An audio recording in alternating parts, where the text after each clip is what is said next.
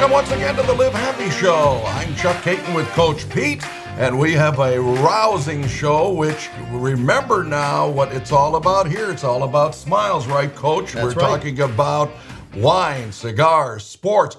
But this week, a little bit of a wrinkle. It's craft beer. Talk about beer. You know, beer, we say wine just because we can't fit all these different things on the liquor and wine and beer on the album cover, basically. So we're going to go to a microbrewery here locally in town, Tobacco Road. Absolutely. We're expanding our horizons in many manners of speaking, and we're going to be talking to a master brewer named Chris Atkins, who works for the Amra Brothers at Tobacco Road Sports Cafe. And by the way, they do have 3 locations in the Triangle area in both Raleigh, Durham, and Chapel Hill. And I know you're partial to the one in Durham, aren't you? Tell them why. You know, the one in Durham's my favorite one. It's right there in left field at the Durham Athletic Park. So you don't have to buy a ticket. You can go in and get a meal and watch a baseball game. That's right. And I actually did a company event there this year. I had all our employees there. We had an event, we had a dinner and some drinks watching the ball game. I know. It's so much better than when I used to rent the places in the ballpark, but we don't have to go through the crowds, and the bathrooms easy to get to, and the food is better. Now, did you bring any gloves with you? Because sometimes those home runs could go into the terrace. Chuck, these hands will catch anything. Yeah, that's Got me a lot of trouble in my day. They'll catch a ball. No, it's going to be fun. And Tobacco Road, they're great people over there. No, they are. Great brothers. 3 brothers, and they're all doing a great job. Absolutely. And again, it is Alex, Rami, and Brian. And Now, we know Alex. I know Alex personally. I don't know the other 2 brothers. other We'll 2, get to meet them sometime. Yeah, Alex is the oldest, and then you have Brian is the middle one, and then Rami is the youngest. And what happened with them is it's a very interesting story.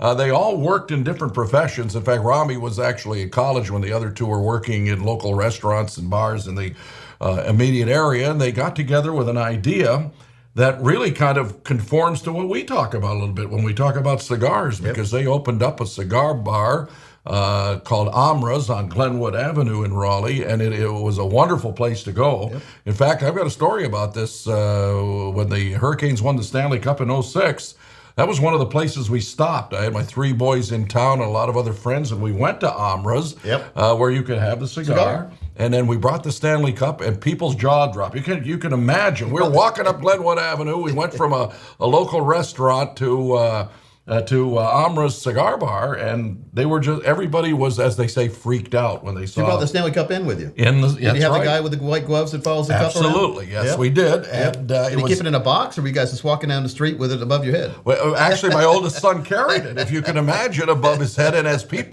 were walking to Amra's, because it was about a 2-block walk from where we had our dinner that particular night. And I have to explain, for those who don't know, everybody gets the Stanley Cup. Now, players always get the Stanley Cup, but I'll tell you what, I have to commend Jim Rutherford, our president and general manager at the time, because he allowed broadcasters to have the cup. So you got it for a day? I had it for the day, and so nice. We brought it in, and one of the keepers of the cup from Toronto actually slept in our house with it. And I got kicked out of my own bedroom. This is another story, because my wife wanted to sleep with the Stanley Cup on her side, so I ended up sleeping with the keeper of the cup in the other room, separate beds. But it's an interesting job. But we took it to Amra's. That's, I guess, the point of the story. That's you got my some pictures of her sitting in bed with the cup? Can you imagine? Some pictures She did. She actually did. And you know what? As one colleague of mine, Sam Rosen, with the New York Rangers back in 1994, when they won the Stanley Cup for the first time since 1940, he said at that time, now I can die in peace, because being a part of a Stanley Cup championship. But Amra's was a part of it, because Alex has been a friend of mine for a long time, and he and his brothers run a wonderful place. You got to visit the one in Chapel Hill too. It's right on 15501. I know that's the one you'd go to if you go to football games. You're a big Carolina fan, as we all know. And I've been to that one before too, and actually the one in Raleigh, though, the one we're going to go to later on today and talk with the master brewer. I've been there before and had macaroni and cheese, but this macaroni and cheese has ham in it, and then you get a piece or 2 of buffalo chicken put on top of that. That's the best macaroni and cheese I ever had. Yeah, I think that you couldn't even finish it all. I admire your discipline. I really do. I bought exactly half, but then I brought it home, left in the refrigerator. The very next day, Chuck is even better. Oh my gosh! I'm not surprised. All right, speaking of better, you talk about standards in any sport. It's the Stanley Cup in hockey. It's the Super Bowl in football. And a guy who's won it 4 times is going to be our guest on this particular show. He's very close to you, Rocky Bleier. I knew him peripherally. Obviously, I'm a couple of years younger than him, but I remember his playing days. But I also remember the fact that he was a heck of a college player at Notre Dame, an undersized player who made it and persevered. A fullback. You know, the fullbacks are supposed to be the big guys to open up the holes for the little guys that are called halfbacks. A fullback, halfback. Makes sense, right? When you start thinking about it. But Rocky's no bigger than I am. But he played with a lot of heart. Absolutely, and so much heart that for Franco Harris. Yeah, it's amazing that he had that, and there was a reason for it. He was a Wisconsin native who played at Notre Dame, and he also served our country as well. Was in Vietnam. This is something that, as he will explain to us, is something that doesn't happen today because we used to have the draft. Yep. And it's not the NFL draft; it was the real draft. Yeah, not the draft you want to be drafted. And just a couple of actually a year after he served, which was in 1969, my draft number was 334.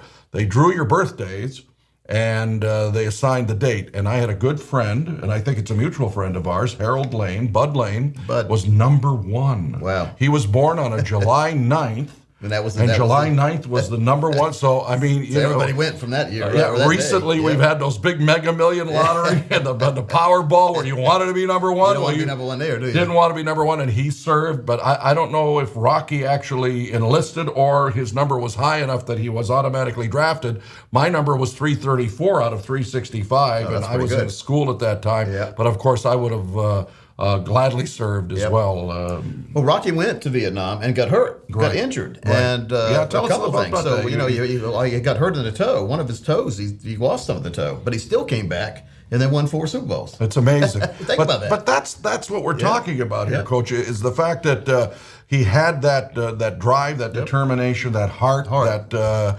And that's how teams win. I mean, people like Rocky Bleier, and again, part of the Ring of Honor that the Steelers started a couple of years ago. He's well deserving of that honor. Those teams in the 70s, the Steel Curtain, just terrific. It's the best team. You know, I grew up, and I've always been a Patriot fan because my parents are from New England. So we moved to North Carolina in 1974.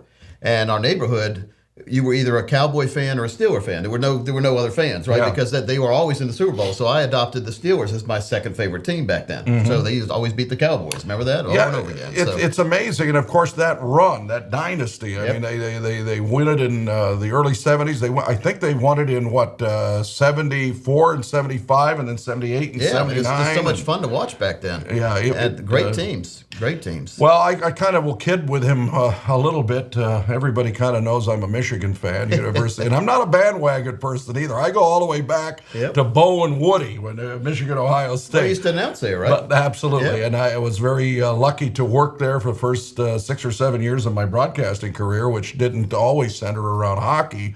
And I loved college football. So you did football? Oh, absolutely. But Bo Schembechler, actually, my freshman year was Bo Schembechler's first year coaching in 1969. And Bo against Woody, 24-12. Wolverines won that game. So let's talk about broadcasting hockey versus broadcasting football. I know hockey is fast moving. You have to be on your toes all the time, but football can get fast moving during the plays, can't it? Right. And back then we didn't. I started out actually at the student station as a spotter for our senior broadcasters for that game in '69. So in 1970, when I first did my own games, I tried to pride myself on memorizing all the players.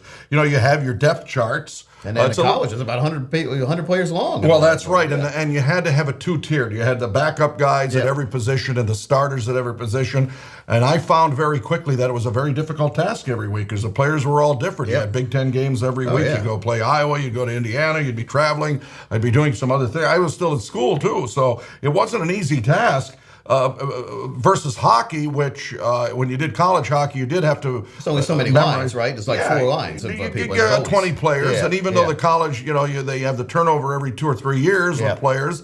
That's what makes the NHL a lot easier because you have a lot more stability. Standard people, right? But football was challenging. But you're right. It was nothing, and then all of a sudden, the plays called, and you had to be very creative. So, do you have a color man, or were you in charge of color, like filling in the blanks of the time between the downs? No, I did have a color analyst. It was a former Michigan player, and it was very fun to work. So it was a whole different animal. But I'll tell you what, when you go into games where you expect to win, just like the Steelers of Rocky Bleier back in the 70s, it was almost boring. I hate to say that, ladies and gentlemen, but winning was boring at the University of Michigan. Until you don't win, then it's not boring anymore. Until November 22nd or 23rd or 24th every year, when you would either go to Columbus or they would come to Ann Arbor. And you know who I'm talking about, right? Yes, the Ohio State. The Ohio State. Yeah. Where did they get the Ohio State from? I don't know. They want to be formal. You know, they're pompous down there 3 hours south of Ann Arbor. We don't know about that. It's only 3 hours away, huh? Yeah, by car, you know. Okay.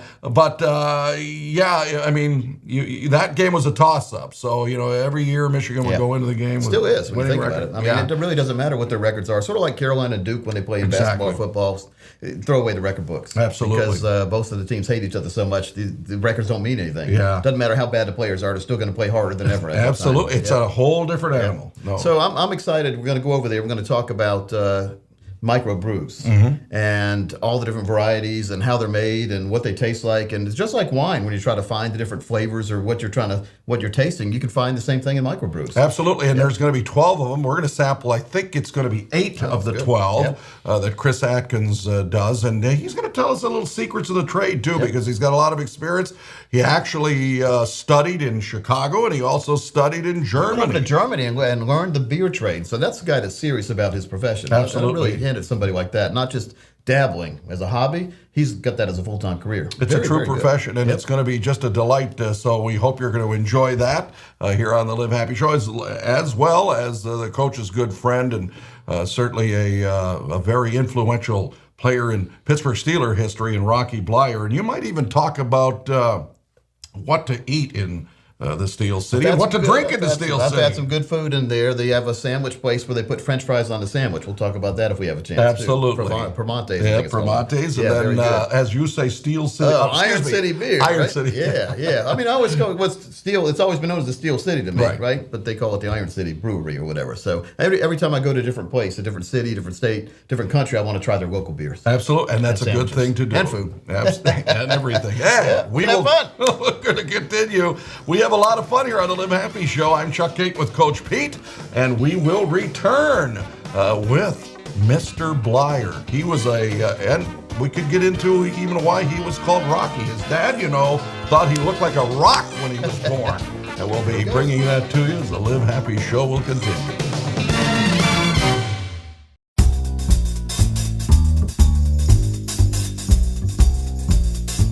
I'm Chuck Caton in Caton's Corner with another primer about cigars here on the Live Happy Show and the wrapper and the effect on taste. Now, in the previous segment, we discussed different colors of the wrapper and where they originated worldwide, from Honduras to the Dominican Republic to Mexico to Honduras, and of course, good old Connecticut broadleaf tobacco from the United States. And now today, we're going to explore the range of cigar strength from mild to strong. Did you know that most cigar strength comes from the wrapper and not the filler, as you might expect? When you're drawing on a cigar, you think, well, it's the filler that makes the strength or the mildness of a cigar. No, it's actually the wrapper that does it. And the darker the wrapper, the misconception is, the harsher the cigar. That's not necessarily true either. So if, for example, you take a stronger tasting wrapper and wrap it around a mild cigar, you are going to get a stronger tasting cigar. It's all about the wrapper and not the filler. Conversely, if you have a mild wrapper, like the Connecticut broadleaf is, and a stronger filler, that doesn't necessarily make it a stronger tasting cigar. The wrapper's mild and the binder and filler are medium. You're going to have a medium to mild tasting cigar. So now, as always, the most tantalizing flavor of a cigar comes from the wrapper and not the filler. And depending on your taste, remember that when you are going into your next humidor at the Apex Cigar Lounge, it is all about the wrapper strength, directly proportional to the amount of sun exposure. So again, when we talk about the strength of the wrapper, the top of the tobacco leaf, if it gets more exposure to the sun, usually that will make it a much more dynamic tasting cigar, or more of a Maduro, or I wouldn't say harsher tasting, but a stronger tasting cigar if that's your palate. And that's your Cigar Primer in Caton's Corner. I'm Chuck Caton. Folks, welcome back into the Live Happy Show, and we've got an outstanding guest, folks. I used to do a radio show with him. He played football for the Pittsburgh Steelers. His name is Mr. Rocky Bleier. Rocky, welcome in. Hey, thank you, guys. Yeah. Great being with you. Chuck? Yeah. Unbelievable. Chuck, you're a Big Ten guy. You know Rocky. Well, absolutely. I mean, four-time Super Bowl champion. I was actually at a hockey game, Rocky, when the Immaculate Reception happened. Where were you? I was at the Detroit Olympia watching a hockey game, and I was on the television set, and I couldn't believe that catch. It was incredible. So, were you broadcasting, Chuck? Yeah, actually, I was covering the Detroit Red Wings at the time. Chuck probably yelled, "Score! Score!" Yeah, it was incredible. I was working at a little station in Ann Arbor, Michigan, doing Michigan football, basketball, and hockey, and also part-time with, and it was incredible. One of the wonderful things about the Pittsburgh Steelers, what a legacy they have of success. Yeah. Hey, well, Rocky's got a book here, Don't Fumble Your Retirement, New Money Lessons Learned by four-time Super Bowl champion Rocky Bleier. Rocky, we've talked about this book a lot back on in the show days, didn't we? Oh, yeah, we sure did. And it was great being able to do the show with you, Coach. And as you did, you were a great mentor and helping us along in the early stages at that time of getting a message out, getting a good message out to our listeners out there. And so, in the fundamentals of the fundamentals are the fundamentals no matter what we may do, whether it be in broadcasting, whether it be in sports, or whether it be taking care of your financial needs. And so basically, we put the book out just to reinforce those fundamentals of life and what people should do. Well, it's a great book, and I'm proud to say mine's autographed. That's right. Like a lot of athletes, Rocky, that don't understand or have to go through this, you did something that only people in World War I, World War II had to go through, and that is serve our country right in the middle of a burgeoning football career. And that's what I admire most about you, is that you went to Vietnam, you were actually injured, and really overcame a lot of adversity. Well, it was a different time, especially in our country at that time, coming out of the 60s, as you well know. Mm-hmm. A lot of turmoil was taking place, not only here on the home front, meaning that there was the student protests were taking place about the war in Vietnam, and the social movement of desegregation within the school districts, and that all was taking place. And so, there was a lot going on, and so I think what the listeners have to understand today, and we're going back some 50 years, and is that at that time there was a draft implemented to help fill those spots that are needed for serving in our country, and then it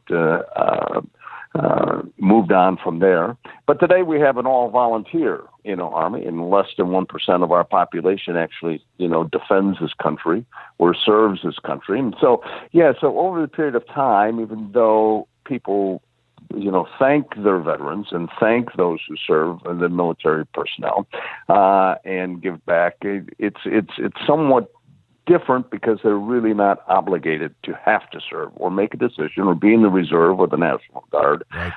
And or do something in those regards. So, so I think that, at least from my perspective, and I'm an old guy now, is that you kind of lose something about what this country is all about, if you haven't had that opportunity to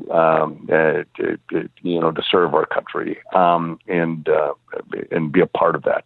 So I'm glad that to some degree there's a generation that doesn't have to face that, but also I think there's a generation that is missing some aspect of their lives because of the fact that they do not have to serve the country. Yeah, it may help some of these kids that I see these days. So maybe a good little discipline they could learn, huh? Hey, tell me, Rocky. Well, that's true. Yeah. That's right. Well, sorry. So you served, and then you came back and won some Super Bowls, and now because of all your great play and because what a great factor and a person you are in the community, you've received a very special honor this year, haven't you? Yes, I have, and it's very fortunate. The Steelers had established this or have been working on it, and that was the Ring of Honor, and that was to honor those who had played for the Steelers or had an integral part in the growth and the aspect of the Steeler organization. So obviously, last year was the first year, and a lot of Hall of Fame. So they had a big class last year to kick this off, the inaugural class, and all those who I played with, and Mr. Rooney and Dan Rooney and the ownership were all inducted into that Ring of Honor, and so there was about 27 people or so. But so I got inducted this year, which was a terrific honor. There's only 5 of us that were inducted this year, and people that had a big impact. Art Rooney Jr., who was the head of the draft, was a part of that. Alan Faneca, who was a 6-time Pro Bowler, 9-time. He was a 9-time Pro Bowler, 6-time first-team Pro Bowler, and so he was a great offensive lineman coming out of the '90s into 2000, and so the Bill Nunn. Bill Nunn was an integral part. He's got a great story. Bill Nunn was an integral part of the Steelers' success, and he was a scout. But more importantly, his father ran which was a African American newspaper at that time in the Hill District, and so coming out of the '50s.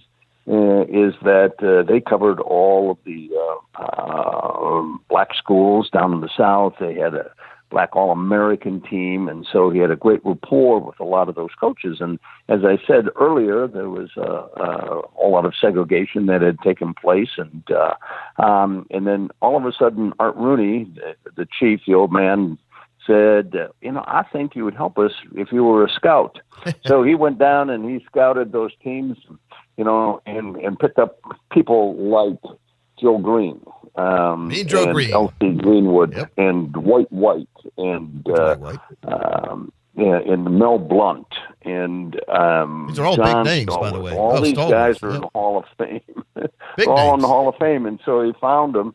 Down there. And so anyway, and to get back to my point was that there was a great class, and just to have that distinction of being able to be a part of that Ring of Honor was awesome. Now, Notre Dame, I don't know if you know this or not, but Rudy is a buddy of mine, the movie Rudy, and the 25th anniversary is this year. Yeah, Rudy, great guy. Yeah, that's right. Oh, so I know Rudy very well. And so last year, we walked the campus with him. We went to all the scenes that you see in the movie, and we filmed a new documentary called The Walk-On. It's available on Amazon Prime, free right now, but it's called Rudy the Walk-On, and it's amazing when we walk the campus with Rudy, a lot of the students don't recognize him anymore because they know Rudy as Sean Ashton, the star, the guy who played Rudy. That's right, yes.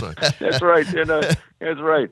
So Sean's a better looking guy than Rudy. So anyway, but there's been no better recruiting video ever for a college campus than Rudy. You know how many recruits? No, very much so, and everybody knows Rudy in that regards, and what he did, and how he portrayed the university and his opportunity to be able to play, and it's a great story, but a great story of having a dream and not giving up on it, and taking the initiative and moving forward and playing, and it's not so much. Not becoming a star. It's not becoming a starter. It's not winning a game. It's just the fact that he had this dream, and as much as he could fulfill it, he did. And he made him suited up, and and that movie that was created was an indication, really, of the type of person that Rudy is, and I love him for it because he was the instigator behind the movie to get it done and produced and into the theaters, and so it was kind of his personality and how we got a chance to even play at the university. So it's a all around great story. Well, the backstory is Notre Dame only gave him 2 days to film on campus. They didn't want him there. They chased him off campus a bunch of times. Know that. Oh yeah, that's right. If he tells a story, he tells a great story about just about that. They did not have a contract to shoot, and so it was kind of like, okay, it was the father, our good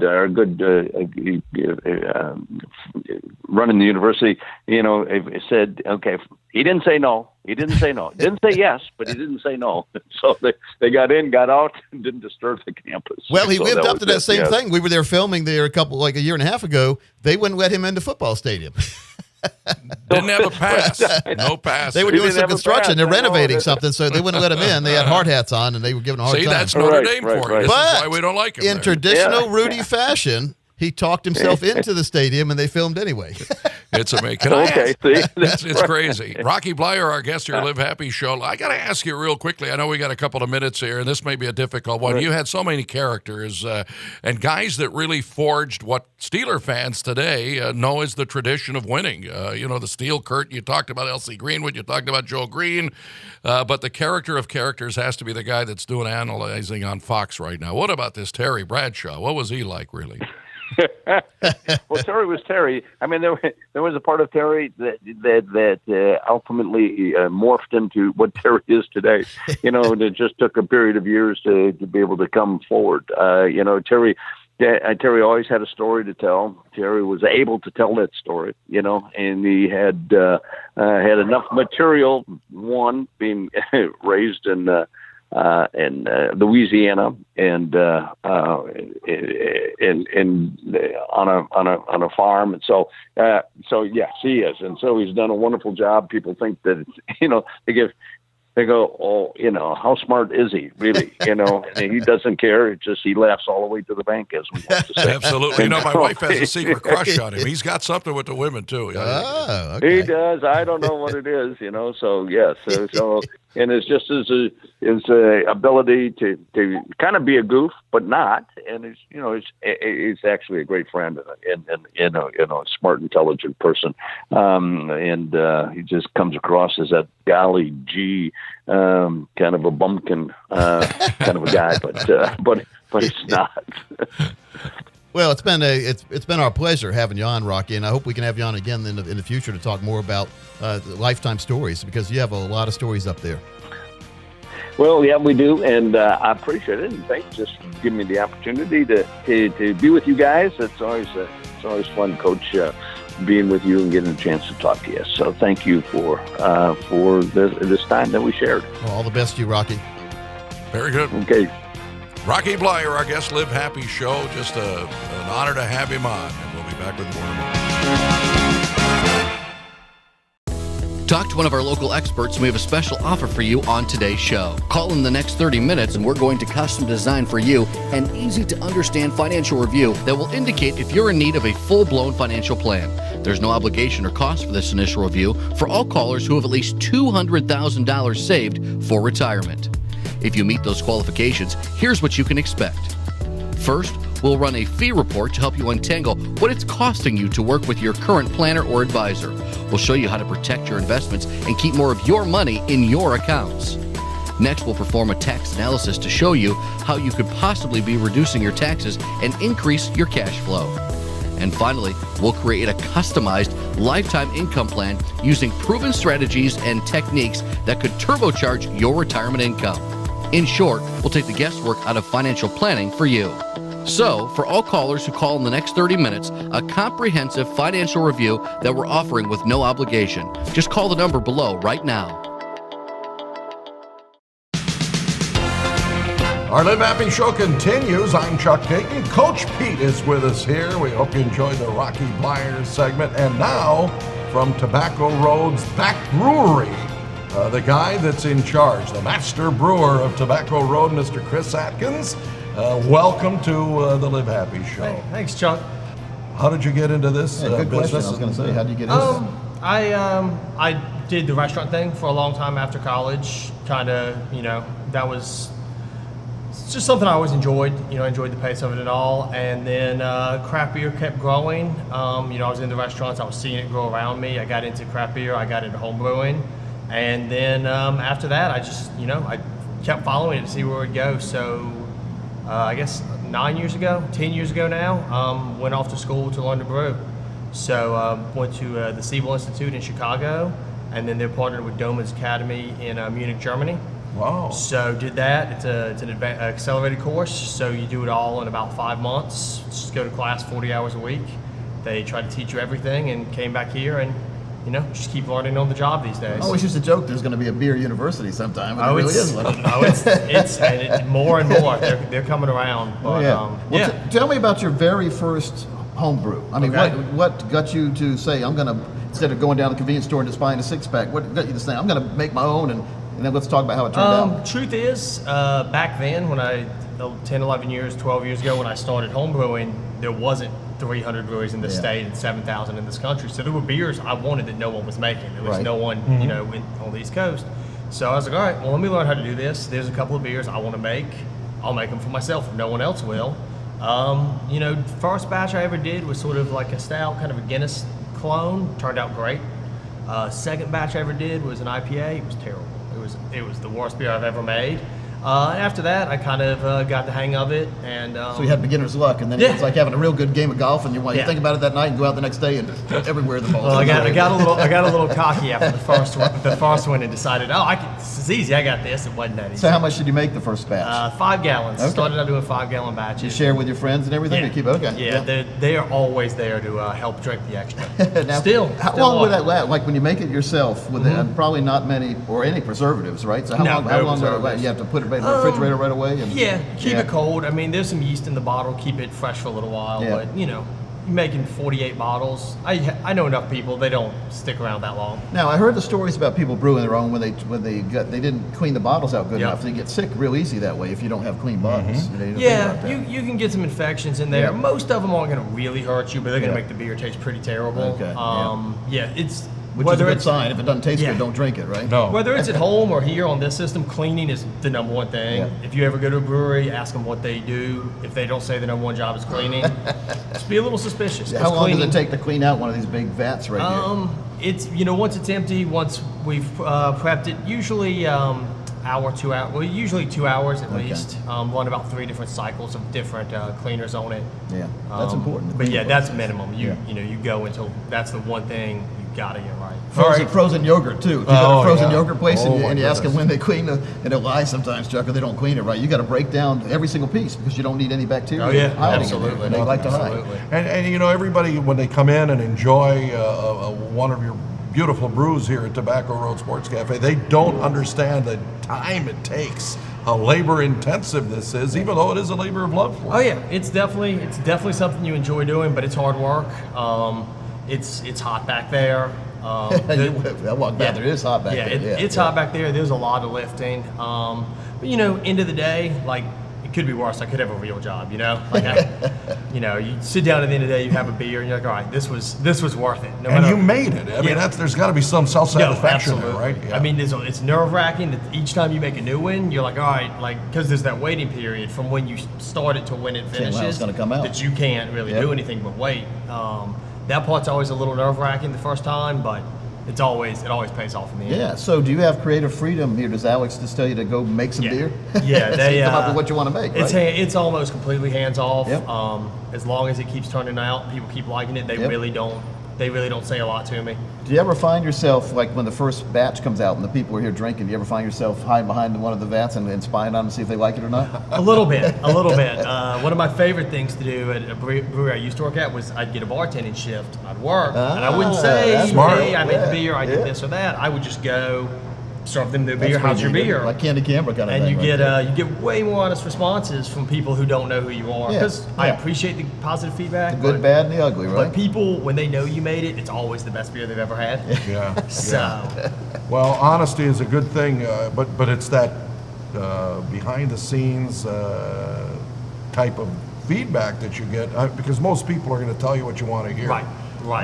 But I totally concur with what you're saying, and I always want to know what the different brews. Does it take a different amount of time to make sure it ferments properly? And maybe you can go through that process with us. Most craft brewers, us included, mostly make ales.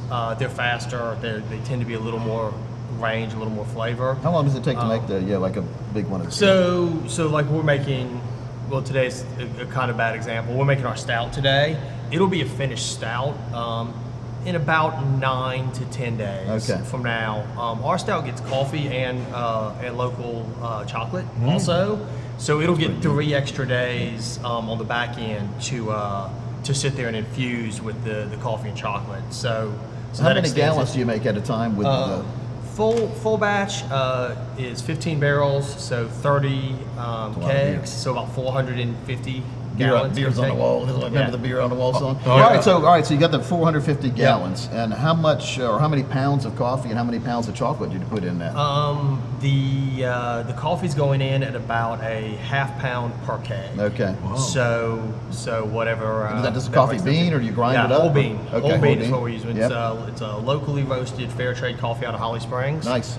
Really great company. My And first then- house was in Holly Springs back in Nice. 1996, and Yeah, it was a little town. It's Now a it's grown different like town crazy. now. Yeah, and then the coffee's about a half pound per keg as well, actually, in this one. So Chocolate, so, yeah. though, chocolate Oh, is- chocolate. I'm choc- sorry. chocolate The about half chocolate's pound? about so it's about even parts. And is it like it's not like Whitman's chocolate? No, so no, that's it's the nibs from. Okay. So we go down to Vidiri Chocolate Factory down the road Yeah, here. yeah, really good And chocolate. it's all. You ever been there? Single No, origin. really? Oh, it's Yeah, really good. fantastic. They have hot you- chocolate there made Oh. with some of their real Oh, chocolate. yeah. That's And amazing. you can go on, I don't know which day, but you can go watch them make the chocolate. It's a working chocolate factory. Yep. So you can go down there and watch the bean go all the way through the process. Pretty neat. Unbelievable. Will I see Willy Wonka there? Or no? I haven't You seen never him know, you might yet, find him, but so. I mean, You never know, Chuck. yeah, you got to go ask.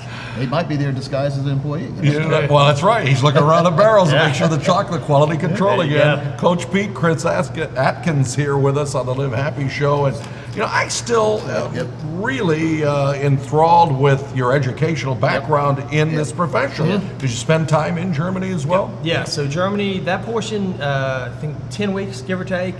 It's a brewing school. It's a German brewing school that everyone there is learning in German, but the one class that we go with, they teach in English. They're not trying to make us learn German and learn to brew. It's got a full brewery in the school, microbiology lab, a full bottling line. They partner with some of the German equipment manufacturers, so they have some top-of-the-line stuff, that they've been donated or whatever. And yeah, fantastic school, fantastic education. It'd be fun to be there in October. Were you in October? I wasn't. I Oktoberfest, was that's sadly the original there. We Oktoberfest. went. We checked out the grounds, but I was there in the spring, so Okay. they didn't get to check out Oktoberfest That'd be in fun, person. wouldn't it? Oh, it would definitely Yeah. be fun. One of Maybe these we ought to days. do we ought to take Chris over there. The Oktoberfest. Live Happy Show I'm to be on available. Be live on location. scene in Oktoberfest. in I'm the available luncheon. for that. Tell us We about can your do that. favorite. Now, I know that Alex told us you use fruit a lot of times Yeah, in we're the doing a lot in of the beer. fruity Yeah. So, beers. what's your favorite fruit beer that you make? It's so hard. Our most popular, and honestly the one that was, I believed it'd be good, but it was a happy surprise. We soured a pale ale. Okay. Bought some, this is the thing very popular now. You buy the souring bacteria, you let it sour for 24, 48 hours, Okay. get that acid up, and then we added peaches and apricots.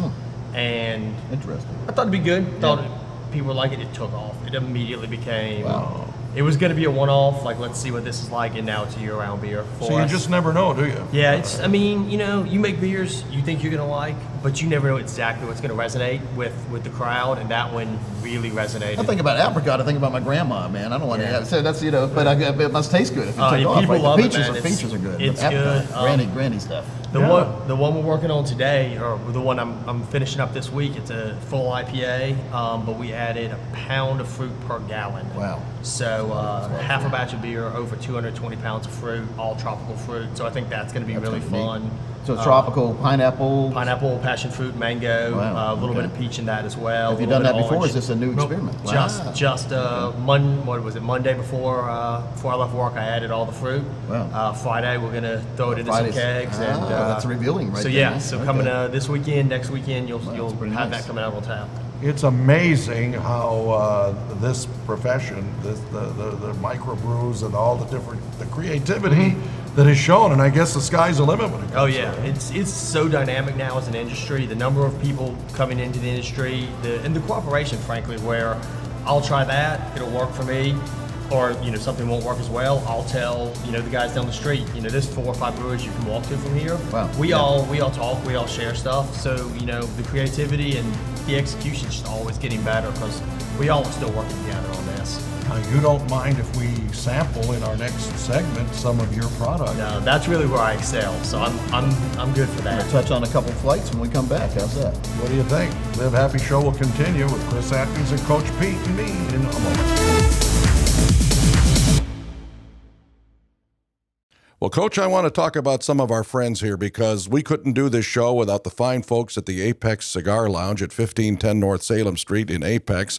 Jeff and Rob have an old converted farmhouse that they made into a very comfortable cigar lounge. It's incredible. It's a nice place. It's tremendous. And they've got the best of the boutique cigars that you'll find and all of the big name cigars. Yep. But the atmosphere is great. You can come in and watch sports. You can come in and watch whatever you would like to watch with the camaraderie of others who enjoy fine cigars. What I like about those guys is you can go in and tell them what you're looking for, what you want to have in your mouth, so to speak, and they'll find a cigar perfect for you. Absolutely. Their humidor is second to none, not only in North Carolina, but across the United States. So remember to visit our good friends Jeff and Rob at the Apex Cigar Lounge. They're at 1510 North Salem Street, Apex, North Carolina. The matchmaker between you and the perfect cigar.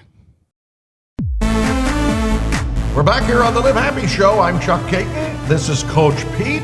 And that's Chris Atkins, the master brewer at Tobacco Road Sports Cafe here in Raleigh. They've got 3 locations, one in Durham behind left field of the Durham Bulls Athletic Park and in Chapel Hill. And you're a busy man, Chris, with all of it, and we've got some of your work in front. And That's right. I know the coach and I are eager to imbibe and also learn a little bit about all Smells of good. your I'm getting the aromas from right here. It smells good. really good, man. Tremendous. So, Yeah. Now, let me ask you one thing before we start. You brew here. Yes. Is this for all 3 of the locations? Yeah, okay. So that's a good place to have it right here. Yeah. You pump it out. Yeah, making it all here, delivering it all the way around. Okay, that's pretty neat. So- Who has to? You don't have to deliver it, do you? I do. I do. For now, it's Gets you in shape, man. Yeah, no, it's that part's good. Yeah, for now, I'm doing pretty much everything. I got some help from my intern, but yeah, I'm doing the deliveries, keeping it all, my hands on everything for Yeah, right but now. I guess that's good because you don't want stuff getting out of your chain of Yeah. command. Right now, how much time? How many days a week will you have to deliver? How much beer do you go through in each location? 1 day a week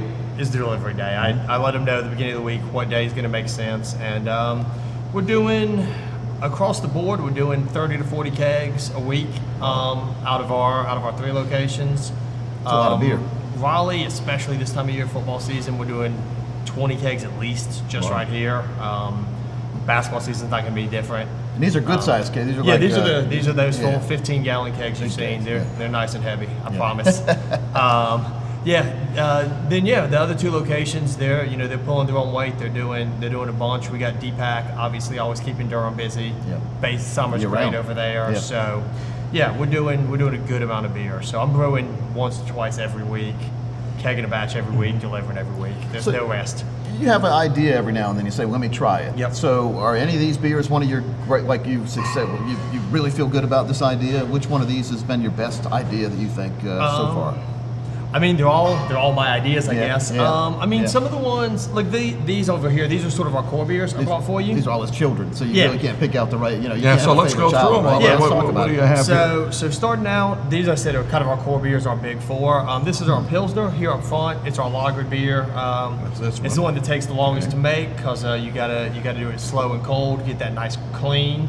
It's a great beer. It's a great beer to sit all day, watch football. Well, I grew up on that. Yeah. I mean, that's Yeah. my first beer, right? For there. it's 5% even. Like it's not going to get you, not going to get you to too much trouble. So yeah, that's. I just, know you wanna yeah, try that. Yeah, absolutely. Fine art to this, Chuck. Yeah. So Perique Pilsner is the name of it, named after a variety of tobacco Road. Just clean, easy Nice, to drink. yeah. That's there you go. This is almost like chess pieces here. Yeah. You know? So Checkmate. coming around here, this is our Jones Street wheat. We're here on Jones Street, 505 Jones Street. That's our Belgian style wheat beer. You better try that one too. Using a different yeast strain there. Got some orange peel, some coriander, which is traditional. There's a little bit of lemon peel and black pepper in that. That was my twist. Again, 4.2%. Very easy to drink. Very low alcohol. This is another one. trying to make sure you get to see the late game. You know, a lot of the with wheat this one. beers I've had in the past are really heavy, and so this is light. It's Yeah. really good. Try to keep it really good. light. Try not to overpower it, but stay true to the style with the proper yeast, proper And I got the ingredients, little all fruit that. tint to it too. That's Yeah, good. just it's there. It's orange You peel. almost and don't lemon have to peel. put an orange peel on Yep. top of the. No. You know, when you do that, when you get the beer and you put the orange yeah. peel on top, then your hands get all sticky. Yeah, we discussed it, and we thought the beer was going to be able to take care of Yeah, it does. itself. It carries itself. I like that. Coming around here, so Right, that's the Old Fox Amber. I know that's Chuck's favorite. Oh, I do. Well, do I get to have one? No, I was no, Chuck, driving. you Now I don't know. We're gonna have to take Uber or fired. Lyft or something. Yeah, go ahead. Chuck has to have Uber. Yeah, so that's our Amber Ale. Again, I love it's it. a traditional. I That is- think yeah. we didn't really try to reinvent the wheel with that one. Just a nice beer for. I think I tried this when I was here last time. We were having a site visit. I really like this one a lot. And you guys, we all know what the amber beers out there in the world people like. So just trying to fill that for those guys. And then the last there, closest to Chuck, that's our Bright Leaf IPA. This is hands down our best-selling beer. Mr. Bestseller, Yeah, huh? easy. It's at all 3 stores. It's consistently our bestseller. So pretty contemporary IPA, not super bitter, Really but good. nice hop character, nice fruitiness. Some IPAs are not made right, and they are very bitter. This is really good and easy to drink. We really tried to. I'd like to think all my beers are drinkable, like where you can have more than one. That's probably the one I go to the most of the beers we always have. That's a really good beer. Yeah, leave it a little bit haze in there just to keep that aroma up. Just a lot of hops, nothing else added to it. So Now, for a novice, and I know there's a lot of people that watch this show that know beers and know the difference between lagers or pilsners or IPA. What? Tell us about the differences of those. So IPA right now. Or stouts. Yeah. or- So IPA is definitely the biggest in craft beer right now. It's king right now. What makes that different? So the hop character definition. mostly, Okay. it's you're usually going to be above 6%, 6 to 9%. We're at 6.7 on that one there. It's got the hops are driving that one. The amber you like, that's very malt driven, right? That's you're getting the sweet, you're getting the toffee, caramel, like that's the characteristics from the grain. This Jones Street wheat, a lot of what you're getting there is from the yeast strain, creating a lot of flavor profile. Also the spices, but a lot of that's from the yeast. IPAs are all about the hops. It's you showcase the hops, you put on the name what kind of hops is in it. Like that's the star of the show, and that's what's really trending right now in craft beer. Do you feel going to school for brewing helped you on all these mixes too, or how to combine, I think school taught the process. Okay. It taught you best practices. It's so dynamic. These 3 beers probably could have learned those when I was in school. That style IPA, no one was making, even when I went to school that many years ago. Whoa. It changes so fast. It's a learn as you go. Yep. It's a keep up with the market, see what other people are drinking or making. You got to go visit. which one of these has the highest alcohol content? IPA for sure. Okay, Out of 6 point something. that set, like I said, this is sort of this is I guess what I would call like Four the something. starter set for us. So Yeah. I mean 4, 5, 5, almost 7. Like Yeah. these are the Yeah. basics for Yeah. us. And so I kept them pretty low. Yeah. Nice like and I clear, said, really pretty beer though. It's really good tasting too. I like when I Yeah. like when you get the color, Yeah. the mix of colors Good there. combination. That's why I Yeah. like to get flights. It makes it enjoyable to drink. Absolutely. You don't get stuck with one. And that's what you can get here at Tobacco Road Sports Cafe. Because if you have somebody coming in and they say, well, rather than describe it, what will you do for the customer? You'll just give them a little sample of each, right? Absolutely. In Yeah. this beautiful Oh, yeah. wood If container. they pick out 4 or 8 that they want, that 5 ounces of, no problem. We offer that up. If you're looking at the menu and there's just these 3 look good, I don't know. We'll give you, that 1 ounce. That's on us for you to make sure you get the one you want. So, yeah. Pink spoon of Baskin Robbins. Man. Yeah, exactly. Yeah. So I mean, we're gonna make sure you get to check out, get the one that's best for cool. you. And we always have between 12 and up to 16 of our own house beers, plus guest taps. Nice. So we try to make sure there's something here for everybody. Think about that. 12 to 16 different craft beers here at Tobacco Road. Yeah. What about these over here, Chris? All right, so this is a little bit more seasonal, a little bit more stuff that's maybe out of the box, something that not necessarily every brewery is going to have. Right, Like those, pretty much that's checking the boxes. This is sort of more the unique stuff we've rolled out.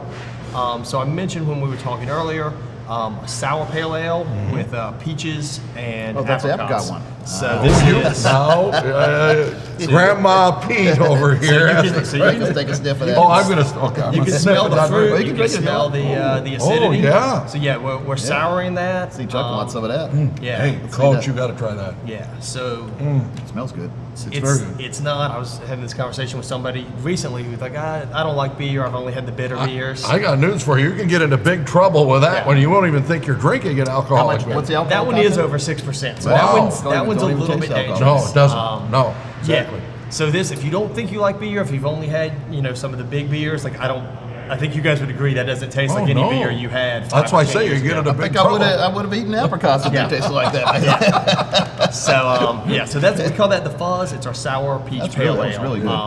Yeah. Definitely a crowd favorite here. Yep. This one here, this is our newest seasonal. It's try a that one, apple Coach. pie. Apple beer. pie? So it's got about 120 pounds of apples, all the spices you'd expect, Are some you kidding vanilla, me? some honey. Wow. It's in Wow. a pretty traditional beer. The base beer is pretty traditional, but yeah, we added a lot of apples to There's that. a little vanilla ice cream on top. Yeah. Oh, you like it? Yeah, Ba- really good. Yeah, we tried that too. by I the love way. this. Oh, Yeah. yeah. It's almost like apple Like a cider. float, like a float out of a, yeah. That's But yeah, there's a lot of real apples in there. There's a lot It's of excellent. That is spices in really there. good, isn't it? So yeah, so that's our apple pie. Keep our that apple- away from me. I'll drink the whole thing here. So yeah, that's our newest season. That's the newest seasonal we released. apple pie. Apple pie brown. Wow. So we'll have that for the next month or two. Alcohol content? That one's back down to 5.4. So Still not bad, man. That Yeah. one's not going to get you too badly. Yeah, it's good though. This one is a personal favorite of mine. I love coffee. I love coffee a little too much. I like coffee too. This is a coffee IPA. Really? It's so we make an IPA, infuse it for 36 hours with whole bean Oh my coffee. goodness. Like I said, it's locally sourced. It's fair trade. The guy who makes it for us, 5-star coffee roaster, he's a great guy. It's custom roasted for us. Like we did the whole thing. We picked out the flavors we wanted, and he found a bean and roasted to order for us. Wow. Beautiful. So. Oh, you got to try that one now. Yeah, so that, this one's so. at 6.5%. It's still got some IPA characteristics. There's Well, smell actually the a coffee. little bit of spice from the coffee, which is not hot spice, but almost a peppery spice to it from the coffee.